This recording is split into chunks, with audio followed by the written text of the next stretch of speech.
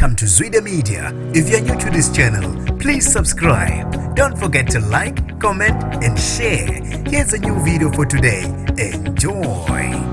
Kusasenzima ukwamukela kubazalwana bebethu umfundisi esontweni maqede wabagumlisa wathi abadanse benqunu. Nginibingelele ngiphinde nginamukele kuphina kuphi elandibula khona le video. Mangoqala usijonele likhasi wamwelekile igama lami ngosibonga konke wakandwanda Mothanda ungangibiza intatheli eka YouTube. Kusize amalungu omphakathi umfundisi ethumbe abazalwane endaweni yase Rustenburg wase wabadansisa benqunu. Bese kuphela isikhathi kuleli sonto kubikwa ukuthi zonke izinto beyihamba kahle. Inkinga iqale ngolesithathu ngomhla ka1 kuJuni la umfundisi avalele khona abazalwane maqede wabadansisa benqunu. Umunye wabazalwane ogilekile uSeliagovo oneminyaka engu42 uthi konke bekuhamba kahle esontweni.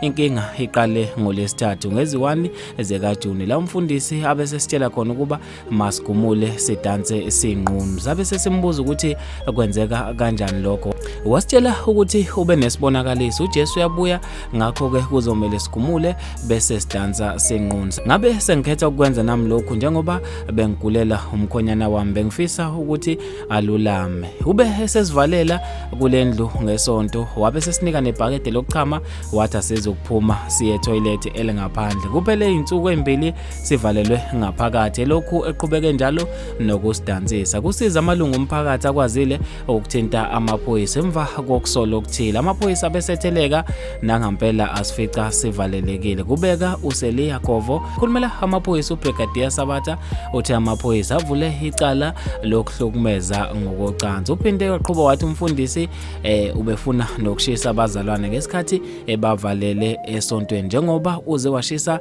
nenye indawo yokuhlala. Kanti ke ubese phuthunyiswa esibhedlela eyocheck ukuthi ngabe konke kuhamba kahle ngokwengqondo. Bafethu ke lezi indaba ezibhlungu endlela emangalisayo ngizofisa mina ukwazi ukuphala kwakho ngalolu daba. Mina njengentathela YouTube sengiphuma kanje ngithi awungibambe evidweni elandelayo.